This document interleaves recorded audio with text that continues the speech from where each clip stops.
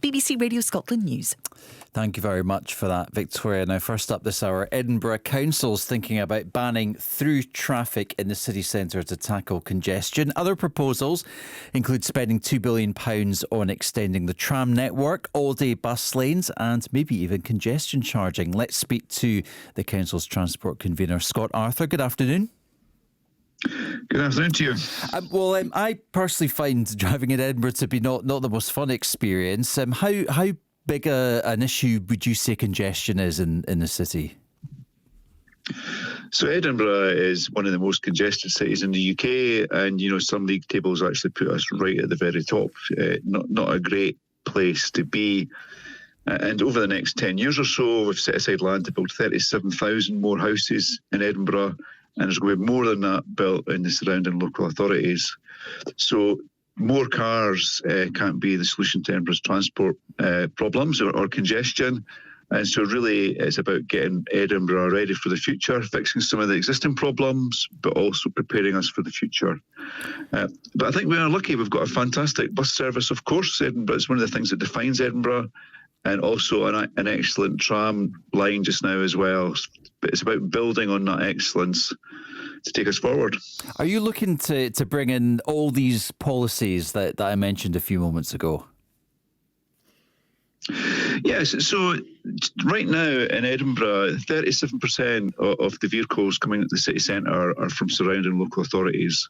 So a big focus for me is improving public transport links into those surrounding authorities, to put the bus services right at the heart of them, reducing the journey times in Edinburgh, making the services more reliable. So absolutely, yes. And residents tell us that there's just too many cars in the city centre. It makes it difficult for them to move around, particularly if they've got a disability, including visual impairments. So reducing the through traffic at the city centre is really about making it a better place to be and a better place to spend money as well, help support our economy.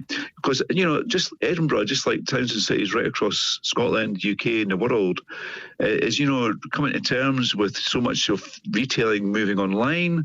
So this is about reshaping our city centre in the face of that as well.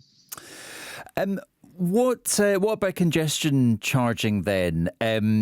Edinburgh wanted to introduce this 20 years ago, and residents overwhelmingly rejected it, and they went to court over it as well. What do you think's changed now that would allow you to bring this in?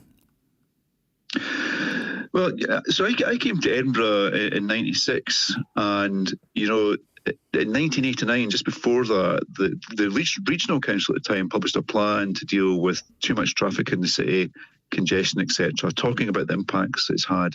Things have only got worse since then. Other cities who back in the 90s took a different path have now got whole tram networks, have now got pedestrianised city centres that we know and love when we go to visit these towns and cities.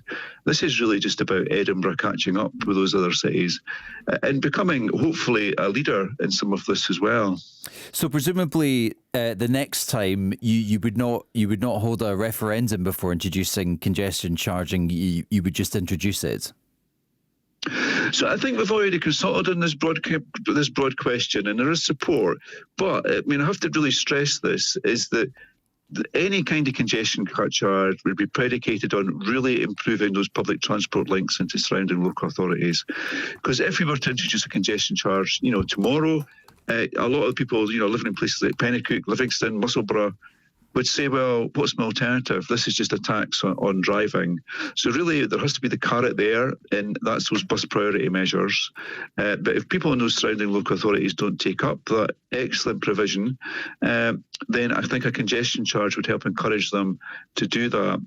And this is where things get tricky for us, because we are relying on the Scottish Government to fund those bus priority measures. And they wrote to us recently saying that in the coming budget, they plan to pause that funding for 1 year. And that's a real concern, and it should be a concern to anybody that's concerned about climate, cutting congestion, accommodating growth.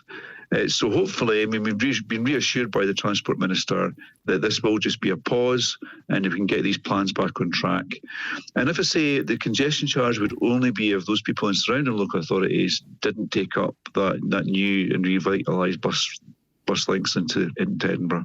You mentioned Edinburgh being well known for its bus service. One thing that a few residents in Edinburgh have told me about is a phenomenon that they call ghost buses. So these are buses that show up on digital timetables even after they've been cancelled. How big of an issue is this in Edinburgh, and what's being done to address it?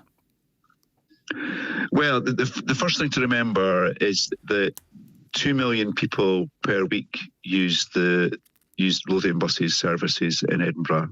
Publicly owned by the people in Edinburgh. That's 3 in 10 bus journeys in Scotland take place on Lothian buses services in Edinburgh. Now, there has been issues with the equipment we use to track buses. Most people know, if you live in Edinburgh, there's an app which is really well used, but we also have tracker boards on bus stops. And there has been an issue with these as part of a rollout of what was supposed to be a better system by the last administration. So what we're working through just now is to fix that problem, where the Lothian buses have to install a piece of kit on their buses so it speaks to the new hardware which the council has. And Lothian buses, I've spoken to the MD about this recently, are literally working day and night fitting this equipment to their buses. But they've got over 700 buses, and it's a non-trivial task. But we're going to see real progress on this soon, and people will start to see those live bus times back on those trackers, hopefully within a matter of weeks. Just very briefly, because we're almost out of time, what's the timescale for these policies then to be introduced? So a £2 billion tram extension and congestion charging potentially, and the through traffic ban in the city centre. So the city centre works, removing that through traffic.